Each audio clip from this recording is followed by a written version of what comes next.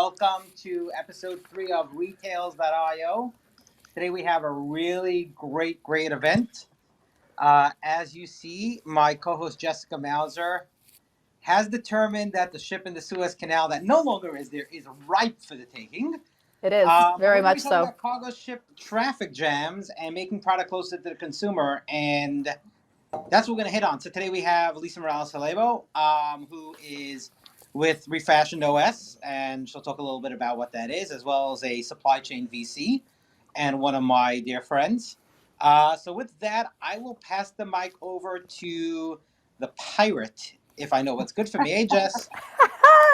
Yes, you should. Should I be speaking in R's today? I feel like I really should lean into this a little bit more. I dare you. Do it. I dare.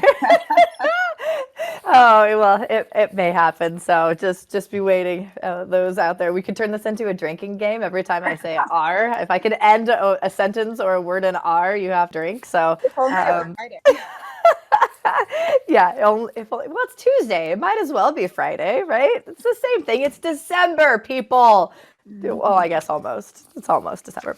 Anyways, thanks everybody for joining us. We have the RE-Tales.io team here today discussing cargo ship traffic jams. Are you actually going to get those Christmas presents? But more importantly, can we save the world by figuring out a solution to our cargo ship traffic jam? And that is why I am the pirate. I'm here today to introduce the question, and I'm hoping that Lisa has the answers, which I know she does, actually. I'm already truly convinced that Lisa has the answers to all of our shipping problems. So with that, Lisa, let's start with the first question of, can we save the planet through fixing our logistics and supply chain issues that we are seeing right now? What do you think? Is it a yes or a no? Yes. If there's anything that can help us save our planet, it's fixing our broken supply chains. We've treated our planet like it's an endless resource and haven't stopped to think about how our systems have been impacting it for far too long. It's been a long crusade of billions of dollars spent onto making the consumer feel like it's all their fault when it really is primarily the fault of big business. I love that. So, Lisa, can you talk a little bit about how you propose that we go about this? Obviously, it's one thing at a time. None of us have the power to do it at once, but You've come up with some really interesting ideas that over time you've put into motion. So if you just talk a little bit about some of that, it would be great. Well, let me give people a little bit of my background, because nobody knows who I am amongst all your cool cat friends, I'm sure. I'm no pirate. Lisa is the actual live NFT. We've actually figured out how to make use of NFTs, guys. That's what the glasses are about. Got it. We're making a venture into the metaverse as well as taking ships. We are. Well, if the supply chain is already broken in the metaverse, we're all screwed. Isn't that the truth? So I'm an old school tech nerd. When I say old school, I have 27 years in technology. I came out of the womb writing code. Actually, I turned 48 on Thanksgiving this year. So legit. Happy birthday! Thank you. Turkey baby. Shlomo had a birthday too. I know, all these cool Sagittarians. Exactly.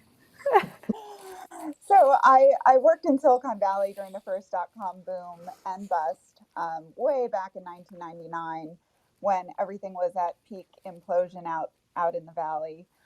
Was fortunate enough to work at a company that was backed by P&G and Redpoint Ventures, and we pioneered the space of mass customization, personalization, and on-demand micro-manufacturing. Yes, over 22 years ago.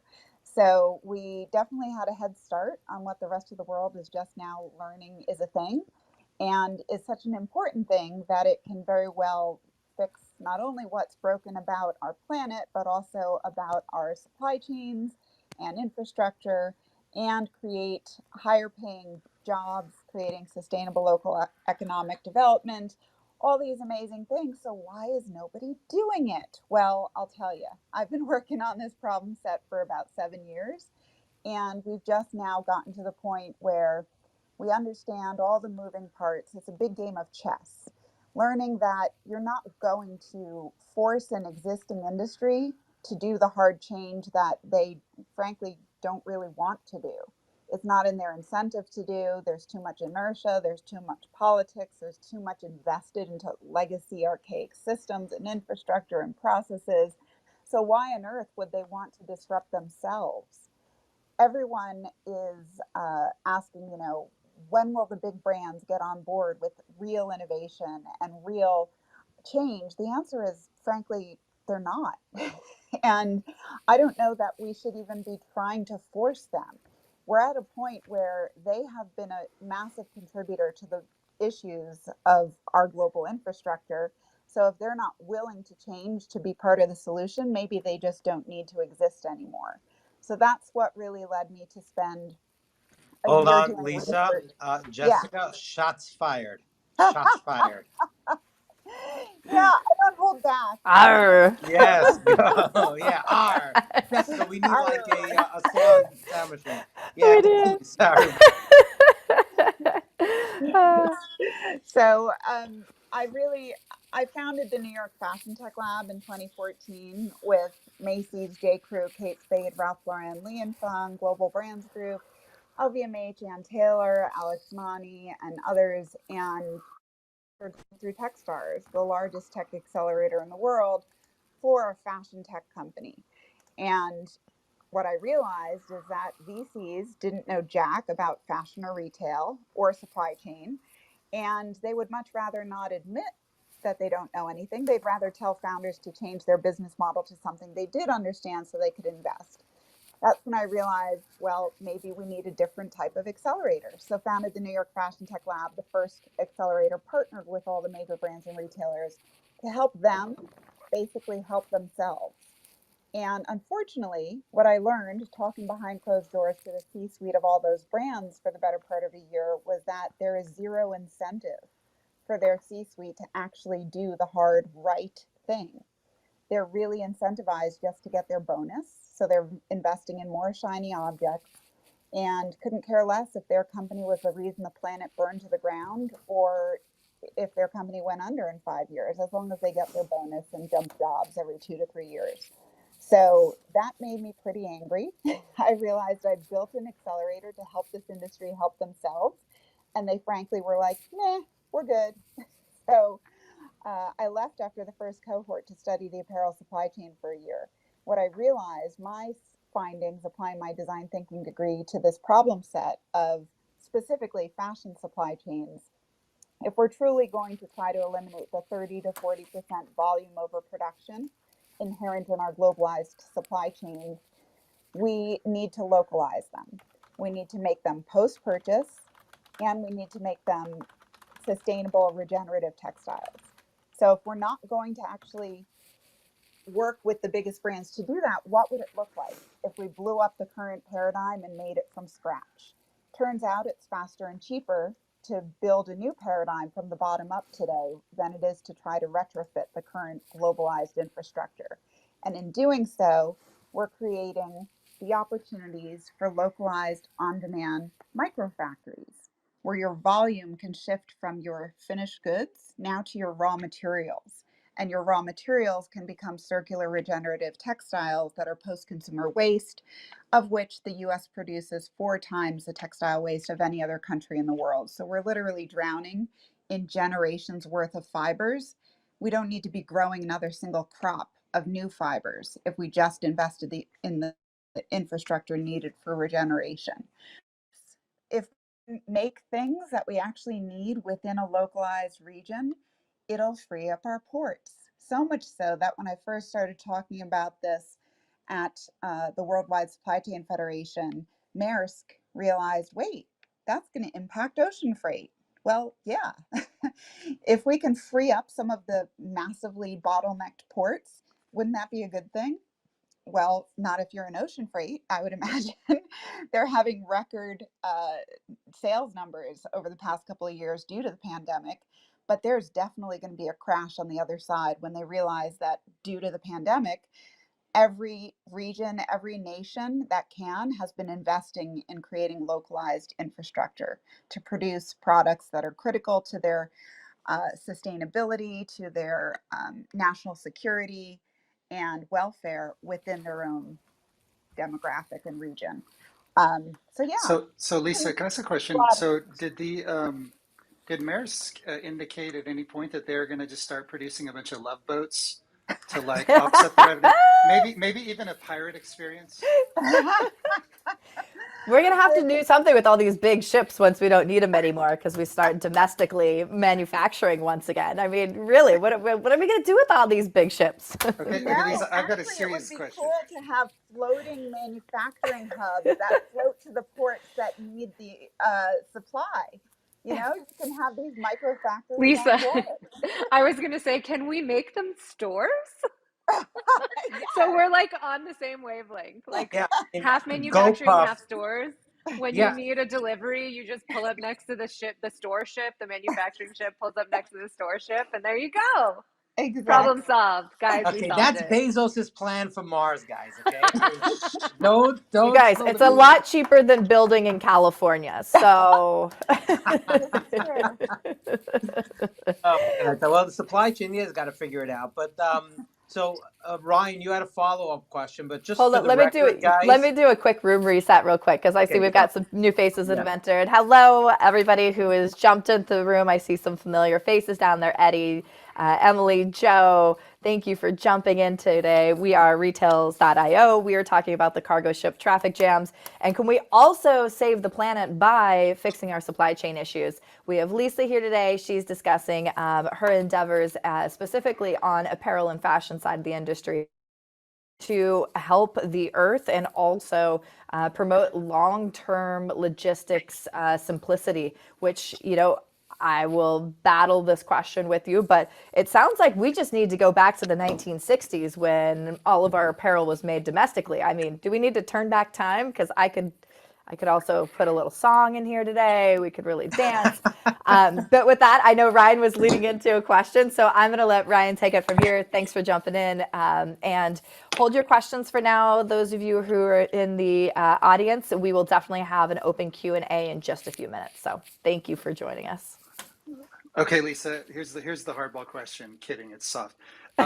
It's very clear. There have, for the better part of a couple decades, been incumbent national apparel retailers that have overconsumed themselves into the business of overproduction. Essentially, demand has been feeding and driving cheap clothes kind of hand over fist, so to speak.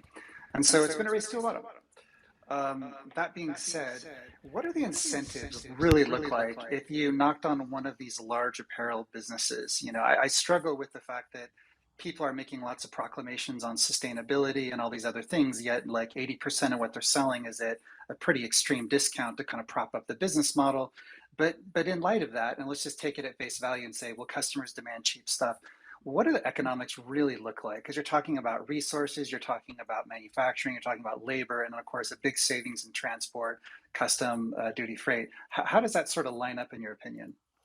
Yeah, so we've done the hard number crunching to really understand the unit economics of localized manufacturing because, of course, everyone starts with the, oh, but the labor cost, it'll never be cost effective produced stateside. Well, it's not just the labor cost. You know, everyone's done this magical math where they've separated all the silos of a business and the actual cost of goods sold from how it's actually produced. And you can't really divorce the two, one from the other, because your cost is not just the cost of your labor and raw materials and time, SAM calculations to produce a garment. It's all the other things that have gone into it. And then you couple that with your volume-based model, whether it's 2,000 units or 2 million units, you're just never going to get good enough at guessing at the sizes, and across the board, it's always 30 to 40%. You're just off. So that 30 to 40%, when you reclaim that, it's margin erosion right now. if you're getting a $2 t-shirt and you have to throw away 30 to 40% of them or put them into landfill incineration after deep discounting them, it's not profit. I don't know where this magical math came from, but it's pure loss. And not only loss, but waste and impact on our environment, in just getting it to exist in the world. And then additional cost and waste shipping it from stores to landfill or incineration. Because let's face it, people don't have their regenerative reverse logistics built in for reuse. So we've seen a baseline of 50% higher overall profit margin on being produced in the United States with our higher labor cost, with our even higher cost of goods sold, the raw materials and everything that goes into it, just because we're saying produce it after it's been purchased at full retail price. That alone is skewing your to show you the true cost of your unit economics behind made in the USA versus your volume overseas production, which tends to hide the cost because it's all in these other pieces that are across a giant global infrastructure. So nobody really likes to take a tally of their customs and taxes, their global staff for compliance, and their raw materials sourcing, their ocean freight, cargo. Just a container in the last couple of years has gone from $1,500 for a 40-foot container to over $20, $30, $40, $50,000. I've heard people have been bidding up on the same 40-foot container.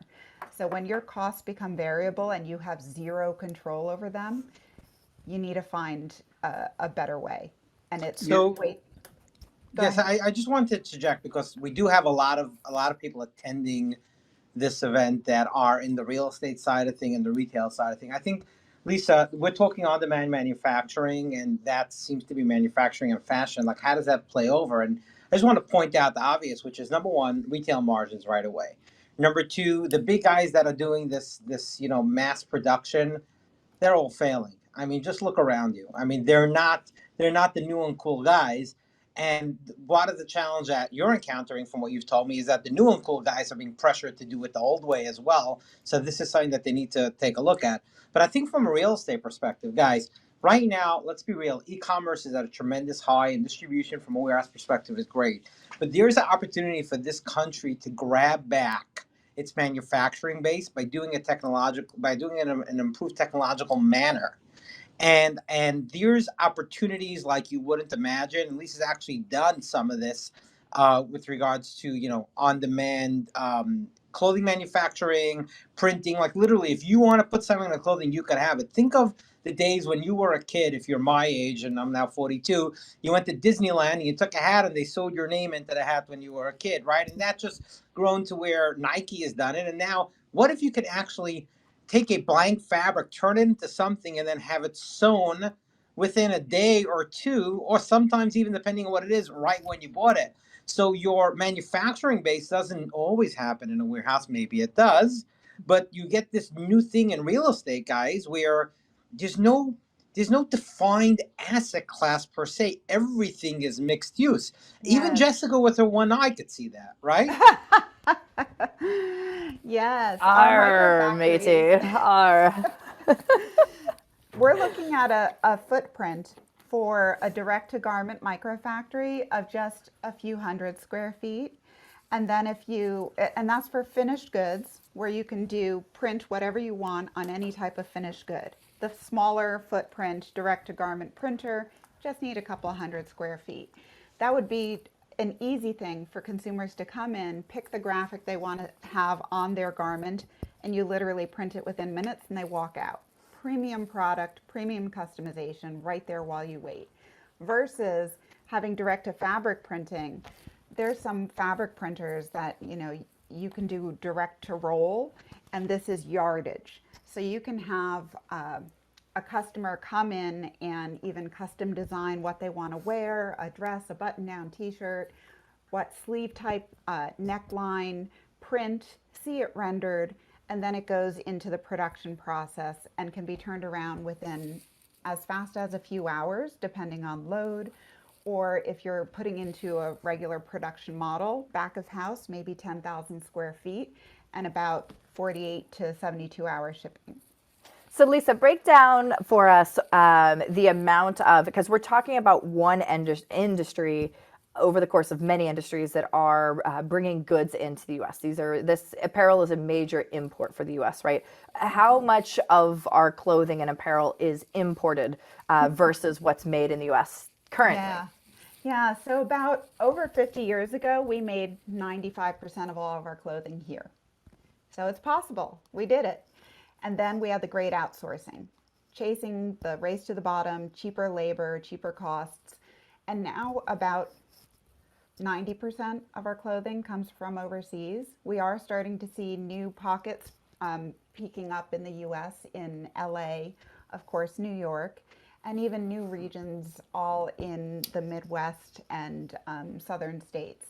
So there still is a sizable apparel and textile industry here in the United States. It's over $70 billion still. And that's with, the majority of it going overseas. So if we can just invest in a little infrastructure to support the local businesses that have managed to stay open and keep this vital infrastructure alive so that we can reinvest in local production, we'll see nothing but upside, because we're taking these existing businesses, teaching them a new model, helping them get new upgrades in their hardware, software infrastructure via financing. And within a few months, they could be working under this new paradigm within a micro factory producing on demand. We've seen returns on the digital printing equipment in as little as 6 months. I mean, that's pretty amazing. And when you think about that, this is just one piece of a greater equation of goods that are coming across our seas, that are coming across on ship, that are creating these backlogs of 100 ships out there.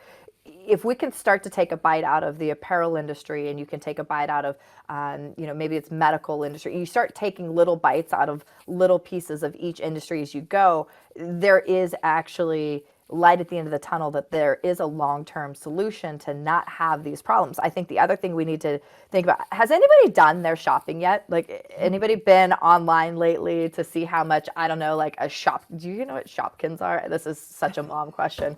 Come on, Shopkins? Like, I got you. I know what Shopkins are. I got Thank you. Yes. Okay. I know they're what those little plastic things, and they're like total choking hazard. I have no idea. Okay, but nonetheless, so my kids are like, oh, I want a Shopkin for Christmas. I'm like, whatever. So I go to order this pack of Shopkins. It's normally like $12 at Target.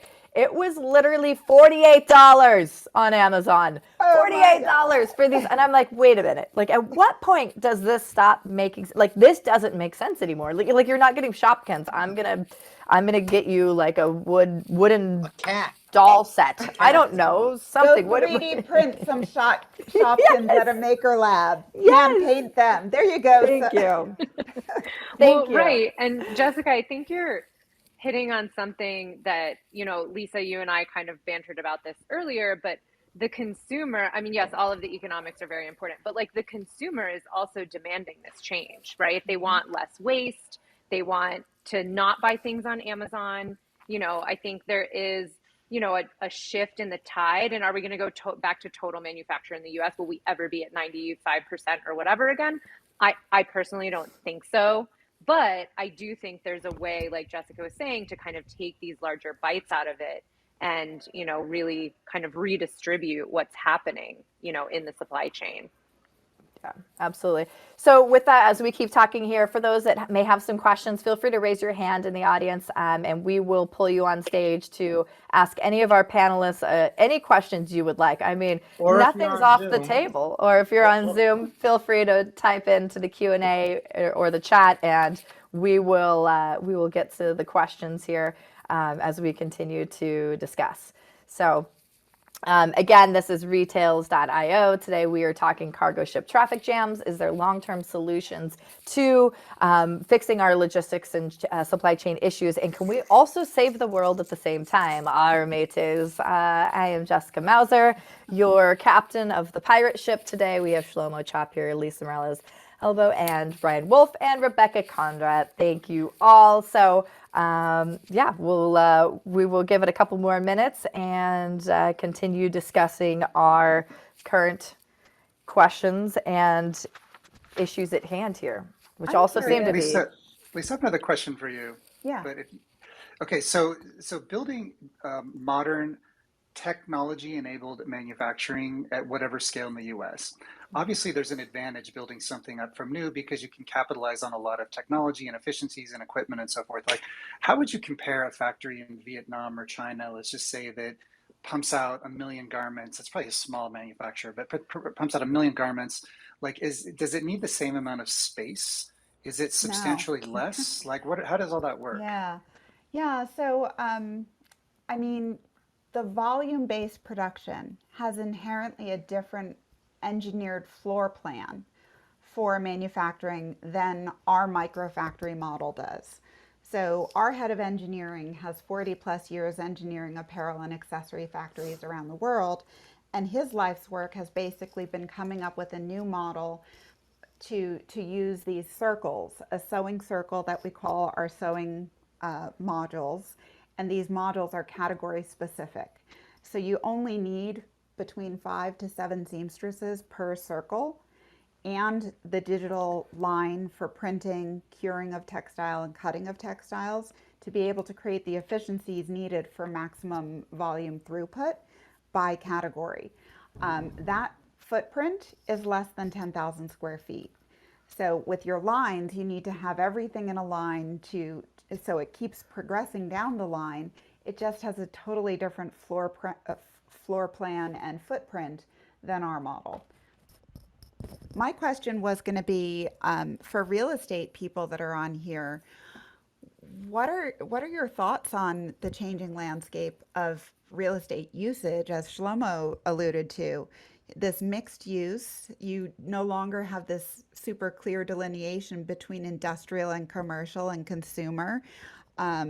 So how do we start to think about pricing and use and how you drive foot traffic to formerly industrial areas because we need heavy equipment into some of these spaces, or vice versa, getting the heavy equipment into commercial properties? Do you really want to know the answer to Oh, that yes, I question? do. Okay, You first. get 2 minutes. We're going to let you rant and Oh, rave. here Don't we go. worry. Jessica knows where it's going. So here's how commercial real estate works. Oh, hey, you have a deal for me? Great. Okay, who's the tenant? Oh, interesting. Good credit? Yeah, okay. Were they paying the rent? Yeah, okay, good. Yeah. So I'm gonna refinance. Okay, good. Great. Okay. I got a vacation to Aruba. See ya. Not thinking about it. Developers are thinking about it, but they're only looking for credit tenants to go and take space. Commercial real estate as an industry has not gotten to the point of properly underwriting what's beneath the surface. And unfortunately, the credit underwriting has mirrored more the entrepreneurial side of the business and has not properly underwritten the underlying credit. For example, if I bring you two tenants today, one is a Macy's and one is a startup, and you say, well, Macy's is great credit, let's take them, right? If I bring you a GoPuff, you're like, oh, wow, let me put GoPuff in. GoPuff's business economics, I'm sorry, guys, hate me for this, they don't work. The unit economics don't work. Read my whatever it is, okay? So the point is, these types of unit economics don't work. So real estate people, unfortunately, are not focused, and they're focused on getting the point to where they could refinance out their money. Arr, matey, come on, come on, Yeah, there, all us yeah, real estate people. How dare you? exactly. Oh. So with that being said, I know Clint had a question. Clint, welcome to the stage. Thanks Hey, for. Clint. Hey, thanks for having me on. This is an awesome session, and I've been looking forward to it ever since I saw the tweet. So, Awesome. It must be Shlomo with all those tweeting out there. He's turned into quite the Twitter bird. Yes, it's my right, it's my Twitterverse. fair enough. So here's my question for you. Let me give the premise. I've been in the maker space, rapid prototyping space for 2 decades now, and in fact do rapid medical prototyping, medical device prototyping. Professionally and then personally, I love putting together maker spaces. So when you talk about decentralized manufacturing, that is just bread and butter for me. That's the premise. So with this whole supply chain snafu as it is, uh, I have ended up 3D printing most of the toys for my kid, mostly as add-ons. For an example, she loves Bluey. She's only 5 years old, and she doesn't know what Mr. Potato Head is. So I literally printed up a whole bunch of hats and outfits first, and then started making funny noses and whatnot. And so now when we walk through a store, she says, "Hey, Daddy, can you make that for me?" And as nice as an idea as that is, the problem is if this were ever commercialized, so the idea of having a bespoke dress is wonderful until you attach a label and a brand to it. And what is the conversation about getting more flexibility in licensing so that we can mass produce in a decentralized manner? That's my first question. I got a million of them, but I'll stop. Clint, can I Lisa? just say that you're an amazing father, that you are digital, you are printing toys. I mean, I have 6 kids. I really should probably figure this out. But I'm gonna let Lisa address the question because I know that she has a fabulous answer to this. But Okay, so yes, this is totally our sweet spot. We've been our thinking matey. just such things. We believe that the future of all business relies on collaboration and parity for value creation. And so, in refashioning this whole infrastructure to really encapsulate that, we've realized that we can leverage NFTs and smart contracts to really ensure that value creators get compensated for their value creation. And this comes in many forms. For our platform and network, we're looking at fashion designers and print designers. Anything that they sketch or create is their creative IP. So they have the right to choose how to license their IP. All of the future creativity is going to become licensable IP that they get to decide who gets to license, download, and produce. If there is a distributed network that is part of this licensed infrastructure that meets their production criteria, I believe the future of manufacturing is going to flip to this model across the board in lots of different industries. It's perhaps easiest to execute initially within fashion because we're realistically just looking at relatively limited materials in textiles, our threads and notions and trims, and the sketches of what they want to be producing. And then prints, actually just taking a digital file and printing it onto textiles. These are relatively simple things compared to, say, highly regulated industries like medicine or pharma or industrial engineered applications. Our stuff isn't life or death.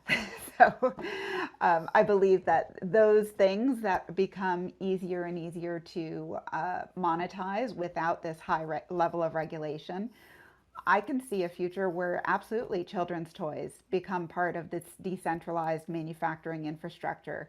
And I could very easily see Hasbro getting ahead of the curve and licensing their simplest toys like a Mr. Potato Head, and even opening it up to the creator economy where they have crowdsourcing for new parts, and whoever is voted on as the best new parts can be added to the distributed network. And then that creator that created that new part gets a little slice of every sale that's made on that part that is brought to market through their creativity. So that is what we're talking about in creating parity across your value chain, because you're incentivizing more people to want to create with you if they also see upside. And business has not been run that way. If you create upside, oh, thanks for your contribution to our contest, we're going to take your idea and make billions of dollars off of it. That's not going to fly anymore with decentralized infrastructure. Lisa, that makes way too much sense for a market where we create crypto crap. I mean, like, could we turn that into a currency? Of course we can. Crypto? I mean, it's Yes. like it boggles my mind how much great innovation is sits out there, and the smartest of minds are busy creating Shiba Inu, whatever the heck it is. Okay, I mean, literally, Yeah. it boggles my mind. I mean, that idea right there opens up the toy industry in a huge way. Just as an example, Mr. Potato Head, thank you for that, Clint. So I mean, it's just mind-boggling. So Lisa, we've got another question that came in here from our our Zoom link here. So we have Jacob, and Jacob's question, and I'm going to do my best not to butcher his question here, but he's got a couple questions mixed in here, but I'm going to start with the first one. Most models show that it's still cheaper to produce, package, ship, tariff, duty, and then warehouse locally than to create domestically. Is this still the case in the apparel industry? And do you see this changing anytime soon, or is this changing? Is the first part of the question. So I'll say yes, this is changing in the apparel industry. And my caveat is it's not a universal blanket statement. It is for specific products, starting with constraints that can be produced locally. So when I spent my year doing research on this space and how we could create localized infrastructure, I arrived at, okay, we can't, our world is suffering from infinite optionality, wanting what I want, how I want it, when I want it, now. That's a first world problem that is really sickening our entire planet for everyone. But if we were to rethink what we actually are consuming, the majority of products consumed in the US are, guess what? T-shirts, athleisure. People like to be comfy, even more so thanks to COVID. So it's not rocket surgery if you just break down what are the categories, what are the fibers needed to produce those categories. There's not, billions upon billions. You can start with a set of constraints, which are textiles that can be sourced within the contiguous Americas. We're very blessed to have all the way up through Canada and down through Latin America as our resource. Just shipping over land as opposed to having to rely on ocean freight gives us a much wider breadth of options than, say, other regions or countries. So when you start with constraints of textiles, cotton, hemp, bamboo, lyocell, even Lenzing, one of the largest textile fiber producers in the world, foresaw the need to have infrastructure here stateside in the US. They're an Austrian company, but they built a $50 million fiber mill in Alabama a few years ago. And so they're ahead of the curve, and they have landed fibers here in the US to be milled by local mills, so they aren't at a loss with the rest of the world whose textiles are caught in ports. So when you get to the unit economics, if you start with those local textiles that can be purchased in volume, the key to localized, the unit economics making sense for localized production is having a distributed network, because volume purchasing power to bring down costs for everyone. One-off factories are not going to cut it. And so our micro factory model of having a distributed network of up to 20 factories, we have buying power as a collective as opposed to individuals. That brings down the fiber costs, that brings down the overall time to market and speed. Our brands have asked us, well, what does volume look like? And at first I was like, well, am I not saying this right? It's one. What's hard to understand about one is what we're producing. But that's not really what their question was. Their question is, if we get 100,000 orders, how do you scale? Or is that one factory going to be put on backlog? No. The beauty of a distributed network is that you distribute it across the network, so you don't have a backlog over time, and you're still delivering a quick cycle turn on their orders. So the unit economics are baseline 50% higher profit margin. If you're looking at just recouping the 30 to 40% margin erosion that goes into the trash with your volume overseas production. So again, this doesn't account for all products, but the vast majority of, say, what Americans actually purchase in fashion can and should be made locally and will yield higher profits if produced post-purchase. I just want to add on to that too. So the economic inefficiency in a long lead apparel production model. So you design it, kind of contemplate it, buy it, make it, print orders, factory makes it, ships it, you know, is somewhere circa 9 to 12 months, right? So what are these large apparel retailers doing? They're effectively guessing. Now, I was part of this many decades ago, and I'll tell you, having done a study looking at each individual garment that you were projecting to sell and then subsequently buy, you were accurate slightly more than 50% on a good day, right? Not very much so. But if you think about the economic impacts of, gosh, there's this style that sold out in 6 days. If we only had 5 times much inventory, we could have made $5 million, but we can't because that's the way we make it. In a localized model, you actually have the capacity to address and capitalize on that season's trend. And then subsequently, the alternative side here is that you think you're going to sell, you know, whatever, $50 million worth of cashmere. You end up selling 20, and now you got to liquidate it. And I'll tell you a brief sort of real life example here. I was a warrior 20 years ago fighting overproduction. I just thought it was a brand killer over time. And so I picked on cashmere and I started looking at every single SKU at every single store at every single day. How many of these units did we sell below cost, all in cost, right?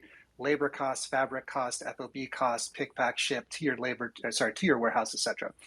And I found out that at this one mid-market luxury brand, I won't name it, but Blank Republic, you can figure it out, do the math. We would have made, I'm not joking, $9 million more in operating profit if we just didn't do that. Now, were we reckless or dumb? No, people were just trying to take their best guesstimate and it didn't sell. But if you didn't have to have so much reliance on crystal ball, you could be so much more efficient, better for the environment, better for your business. And Lisa, I think you were alluding to this earlier, saying you got to factor that into the equation because it's much more margin accretive in your sort of approach of how the future should exist. Correct. Huzzah! Hold on, So Jessica R. May There we say. go. So I think that actually kind of bounces to a couple other questions that were within Jacob's question here. It sounds like you can make up for the increased labor costs in the U.S. by not overproducing and having so much waste.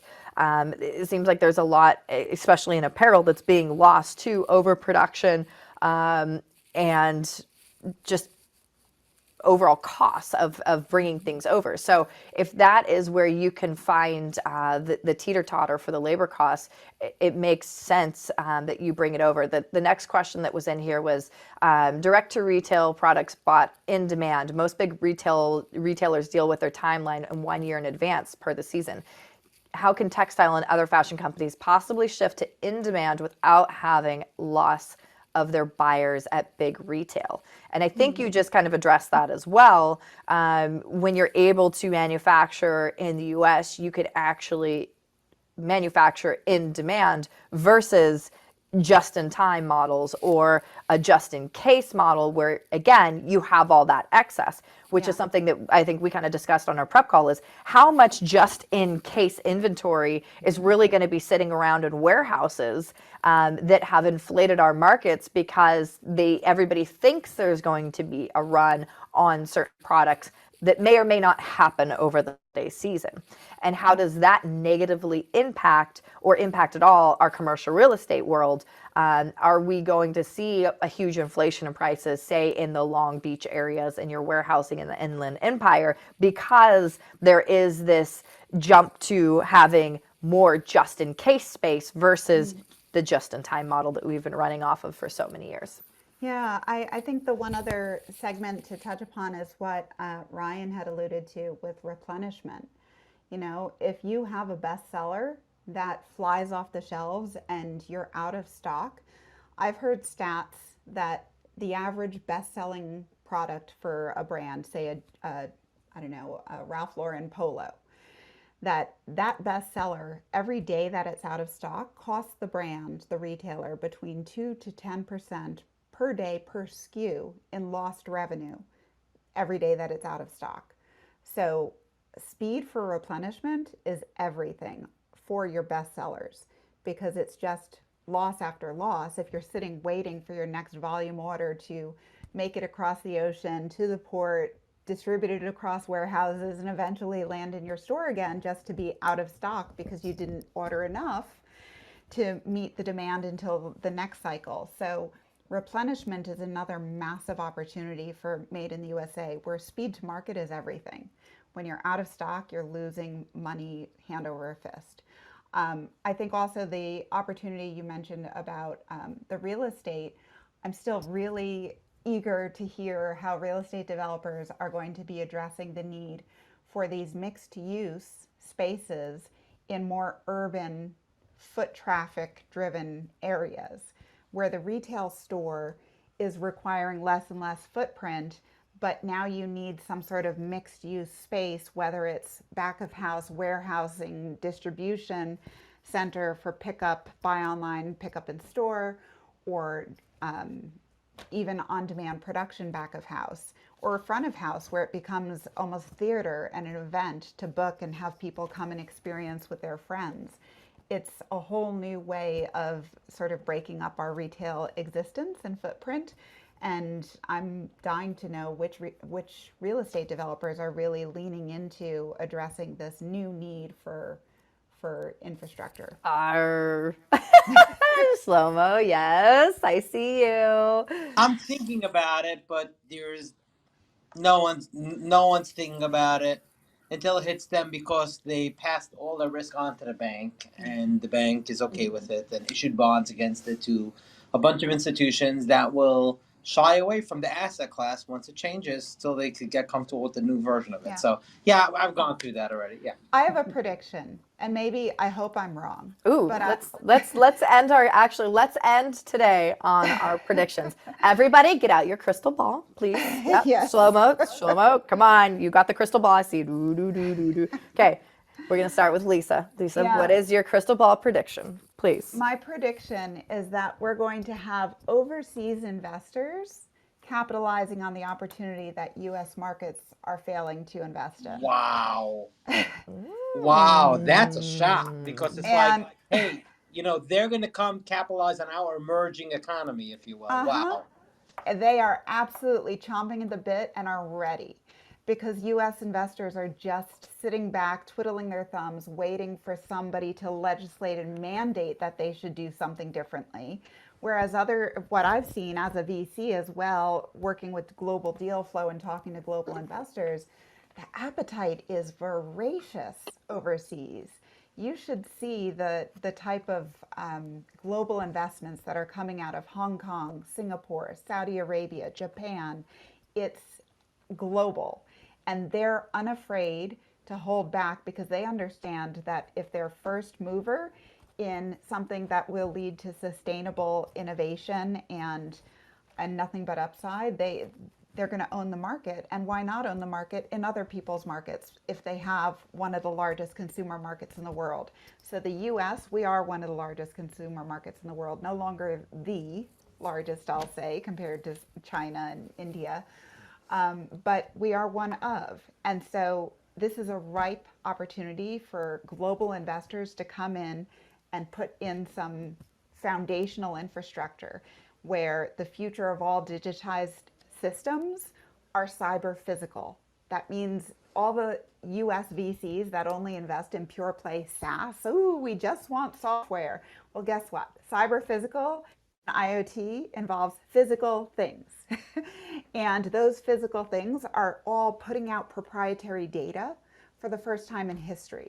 So if you do a land grab for physical infrastructure and invest in cyber physical and IoT infrastructure within that physical real estate, you are going to own a proprietary data set for everything that's built on top of it. Hello, that's so 1920s. We're in the metaverse now, and we're buying land in the metaverse and doing cyber physical in the metaverse. Hold on, how do I plug into the wall again? Our physical bodies still need to exist for the metaverse to be a thing. And if we don't invest in keeping humanity existing on this planet, there will be no metaverse. We still aren't going to, become one with the cyber systems and upload our subconscious. Mr. Anderson.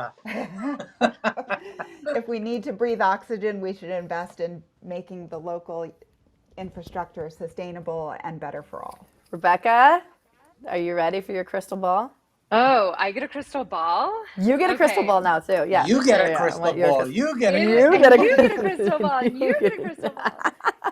Okay, look, it is literally the same thing that I've been saying all along, so I don't even know if this is like earth shattering. It's retail isn't dead, it's evolving. And I think we're all seeing that, especially like post COVID, renewed interest in retail. I think it's tertiary markets are the new primary markets. So, get out of New York and LA, go where people are, go where the population is growing. And I think it's front of house retail specifically. So I have to put an asterisk by this. Front of house retail, tech is less important. It's not about holograms and mirrors that talk to you and all of that. It's still a human business. Back of house retail, totally different. Let's talk about robotics and fulfillment and all of that. That's cool.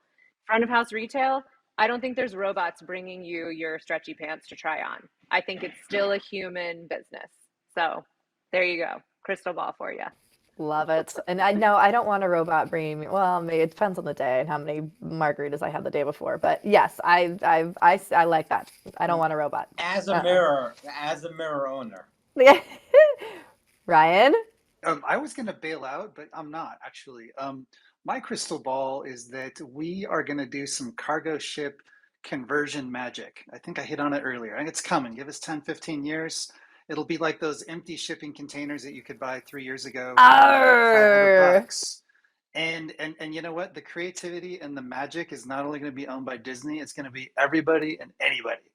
It's going to be like little play group birthday parties. You helicopter in. It's going to be like Crazy Rich Asians.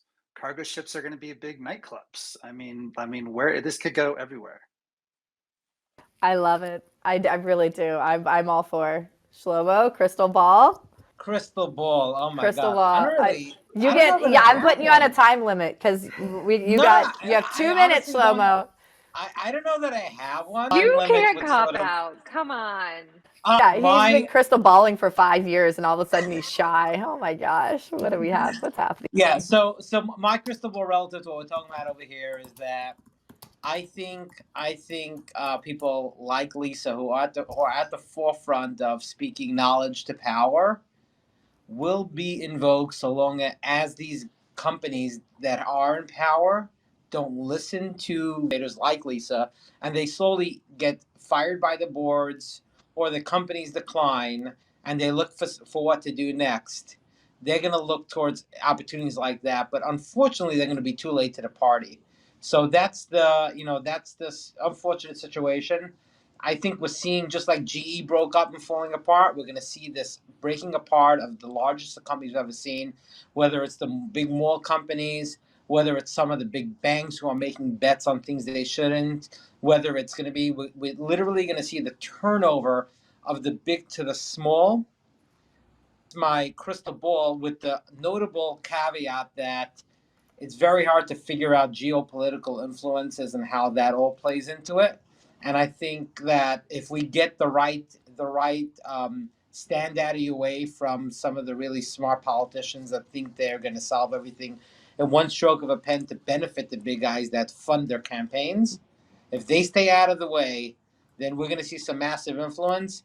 And by the way, there's a tsunami coming to the metaverse, guys. So just you might want to reinforce your islands and make sure that you have your shores reinforced. That's another crystal ball. All right, you ready for this? No, all right, never. I'm gonna give my real estate take on all of this. All right, so if my crystal ball, if I've got my little crystal ball and it's got like the green and the blue and all the colors rolling around. Okay, so I think that our just in case model is going to drown out the warehouse and distribution real estate sector. And it's going to lead to major losses, and we are going to see a tsunami of sublease space and inventory come to the market because companies got aggressive on taking space for distribution and e-commerce that never goes anywhere. Subsequently, all these 40-foot containers that are sitting around getting stacked 5 and 6 high, they're all going to get buried underground as bomb shelters and pandemic shelters. And we are going to see a real estate increase in caves underneath people's houses from leftover cargo ships. Screw the she shed. Everybody's going underground. And that is my crystal ball. Oh my God, Jessica, you've hung around with me a bit too much over here. Oh my Lord. Ta-da! Oh my God. That was amazing. Sean's not listening. Amazing. Oh my God. I hope nobody from Prologis was listening. They're probably never going to do a deal with me again. But that's fine. It's all good. That's just how this retail, industrial, commercial real estate market works. It's fine. It's Wow. cool. So with Alrighty, that, we will close it out. For those who are left in our room listening to our craziness, feel free to click and make sure you're following everybody on stage. Those in our Zoom, thank you so much for jumping on and dealing with all of us and the questions that came through. We appreciate it. We will have another Retails coming up here. So thank you, Lisa, for coming today. We appreciate your insight. Also, feel free to go follow people on LinkedIn so you can get more of our favorite topics, and Twitter and Instagram. I think we're kind of everywhere. Like, we are the metaverse. Yeah.